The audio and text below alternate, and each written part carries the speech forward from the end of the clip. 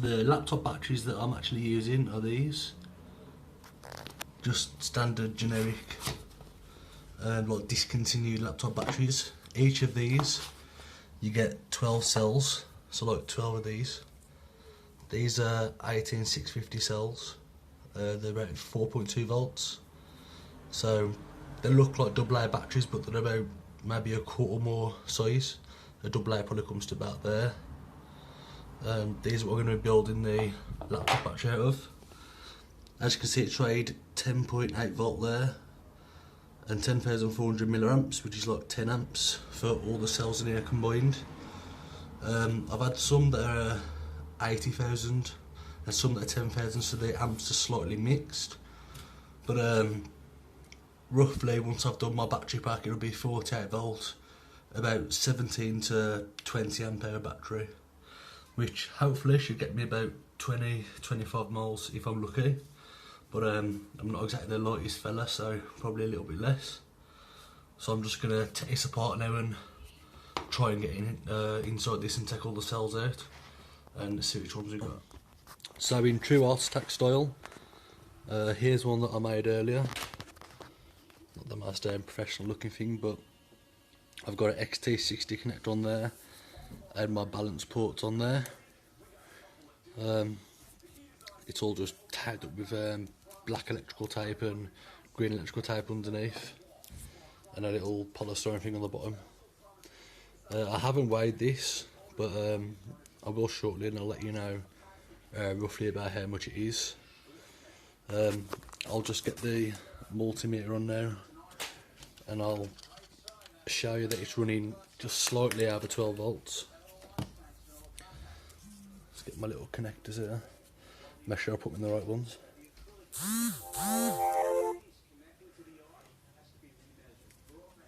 Be good if I turn my meter on.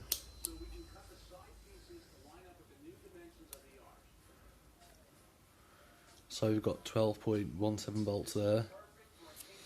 So I'll just crack apart in taking this battery open.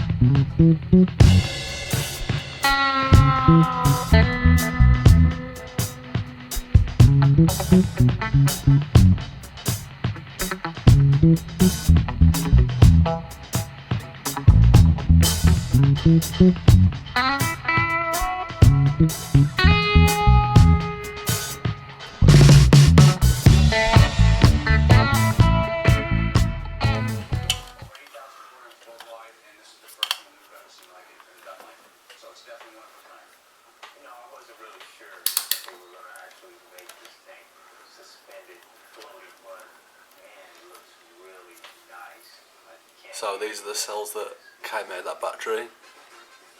The camera makes them look blue, but they're actually purple cells. Although it's irrelevant what colour the cells are, they're all pretty much the same. This one's a standard 3.7 volt. Doesn't actually say the amp hours on like the other cells I've had, but I'm guessing it's going to be roughly about the same. So I'll just test the voltage of these now. 3.85, and I've done quite a few, they're all pretty consistent. One thing I forgot to mention when I was taking these apart was with these batteries, where you've got that rim at the very top there, the negative terminal goes all the way up to the top there, and it's like probably about 2mm away from the positive. So when I'm taking these apart, if you do end up knocking a bit of that plastic there, it will short out and you'll get a spark. I've done that quite a few times since I've took like 8 of these packs apart. It doesn't really cause much damage to the cell unless you had them all wired up in series, and then you spark them together. But I mean, it's definitely not good for it. But just a note, if you are going to make one of these, when you take them apart, be careful with ripping the plastic off the side. So the next thing I'm going to do is, I've already put these together. This is a strip of 8 cells, and I've just hot glue gun these together, and I'm going to be using 3 strips of these in series.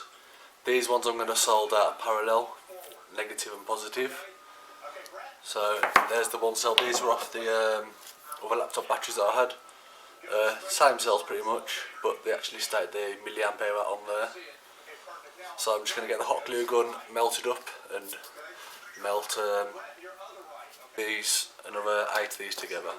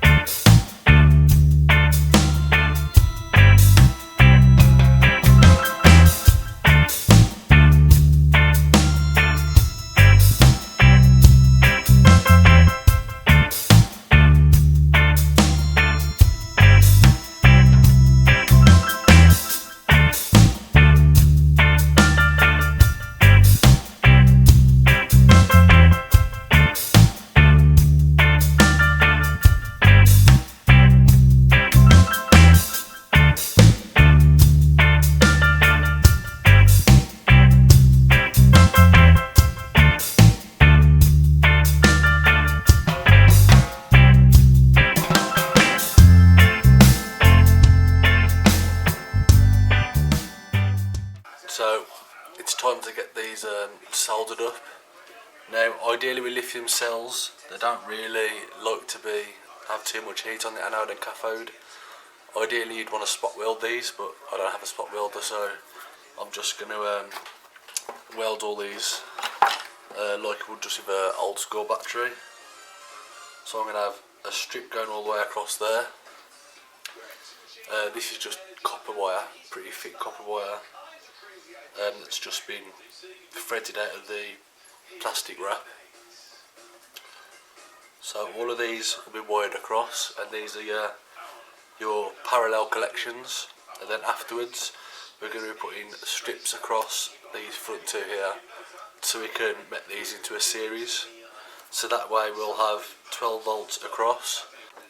So while I'm waiting for the soldering iron to heat up, I'll just show you the wire I'm using, which is just thick copper wire twisted round, which is just from this, if I can get on the camera, Halford's 27 amp wire.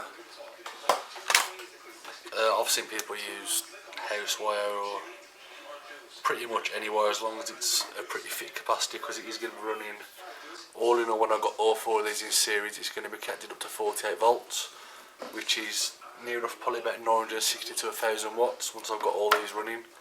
So the wire is going to be holding quite a lot of capacity. So the iron just takes quite a while to heat up, so I'll come back once I've got that heated up and we'll get the first set of parallels soldered up.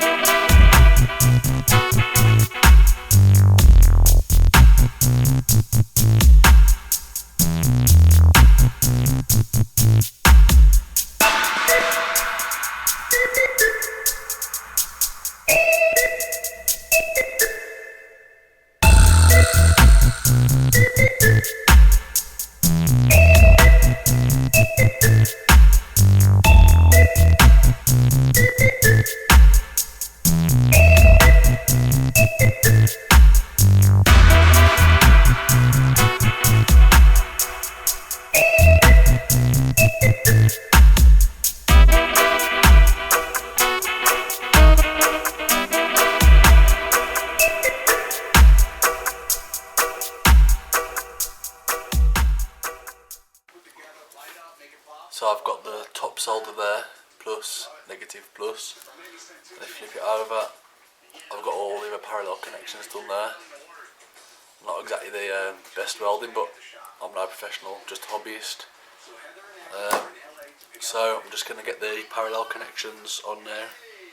And I'm using the exact same thing, just little pieces of, when I get it on the camera, just little pieces of copper wire. Same as I did before, just cut a bit smaller. And I'm going to put one there,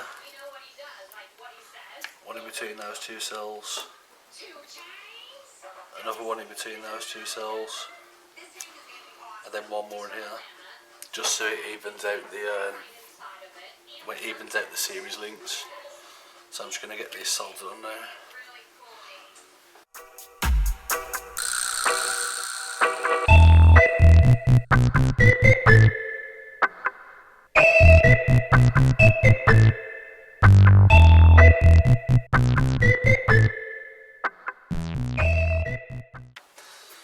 So that's the first set of series connections. So I'm just going to flip this over now.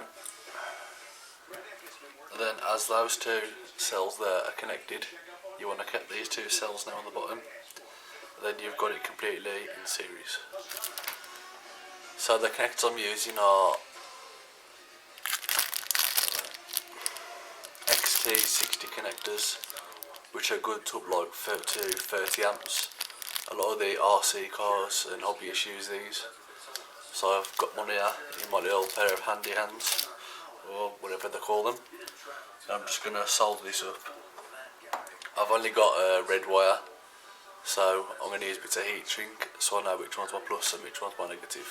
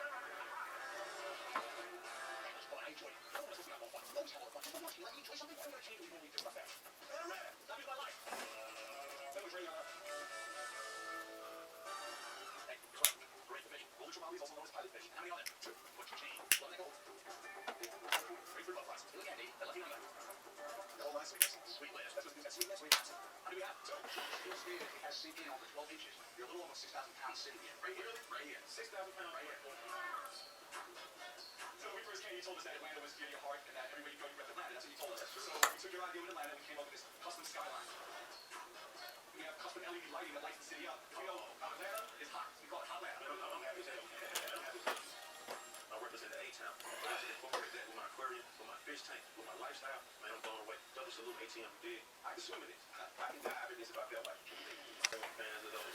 That's the minus connector put on there as well. If you flip that, we have the plus connector there.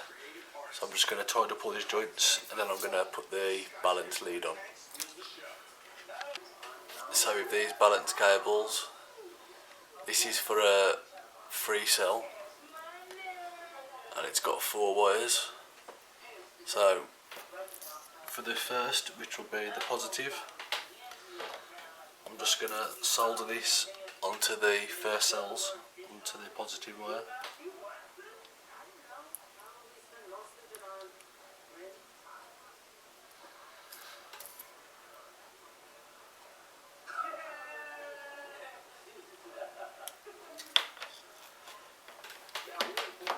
And then on the next one, on the top of this pack, you're going to put the second white wire from the black, which is the one but last wire, and you're going to cut this one to the middle cells, the minus on the middle set there.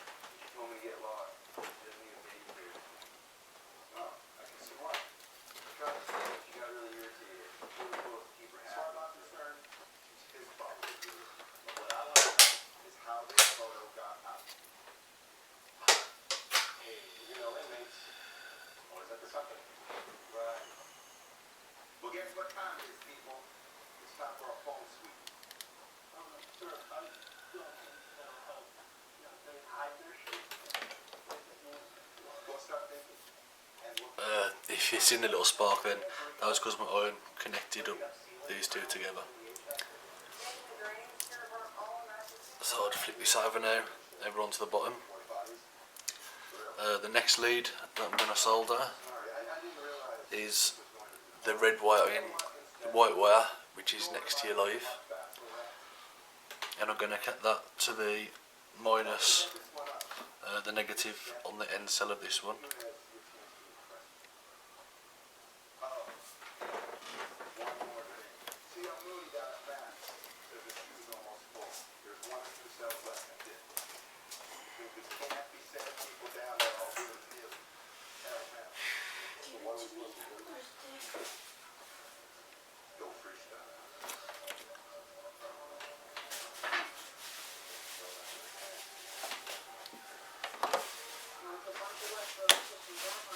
And then your last wire, which is the black, which is a negative, I'm going to be putting that onto the last set of cells here.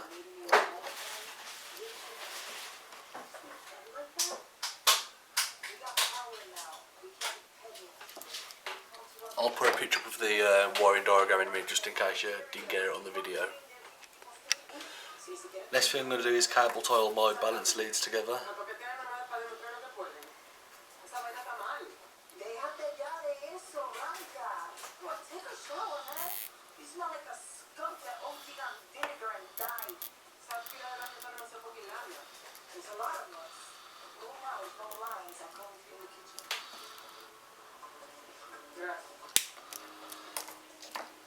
And then I'm also going to cable tie these two together.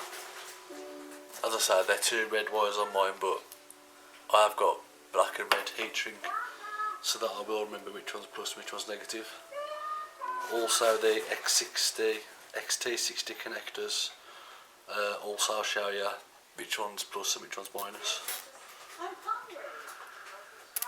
Well, I don't know what to tell you. I got hungry. So now it's just a case of wrapping all this up in wherever you want to wrap it in. So I'm just going to wrap mine up like I've done with my other 3 batteries, and then I'll show you how I balance charge this and what charger and what setup I use. So I'll just explain basically what I'm doing with these balance ports now.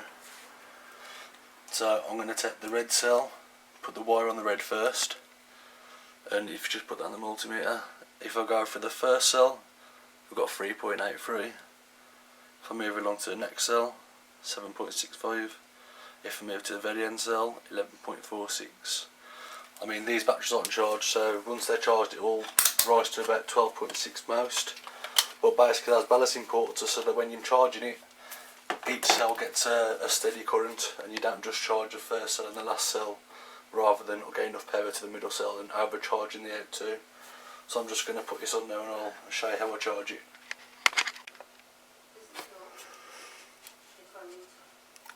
So I've got this charger on now and the battery pack here. So I'm just going to connect the XT60 connectors up. And then I have balance ports on the side down here where I'm going to connect my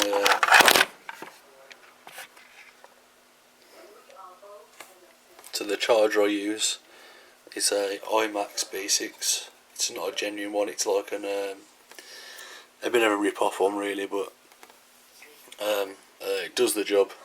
So I've got it on LiPo and I've got it on 6 amp because that's all my charger can output. Ideally I'd want like a 17 amp charger to charge it as quickly, but I haven't got that. So what I'm going to do is I'm just going to get these running now and I'll show you that it does a little check. So I've got all my settings right. It can charge other things, but if I click start now, just once it tells me what amps I want or what volts I want. I want 11.11 volt, which is basically a 3 cell battery. And then if I press on hold start, it'll just check the battery now. And if I can bring the camera, it started to realise that there is 3 cells there. And then I'll just press enter there, and that'll start these charging. So I'll go and give you a quick look around the bike now. So this is my bike. It's a Boss Convert. Only a bike that was on sale from Argos. So I'll show you the motor first. This is the inbuilt motor. This is a 48 volt 1000 watt hub motor, and this connects up through into a controller that mounts there. And then I've got a little rack on the back where I'm going to put all my batteries in, which will connect just down here. If I can find the connector, yep, just down there to my XC60 connector. And then you can get ones that got like a twist throttle, or one that's got like a thumb throttle, which is what I've got.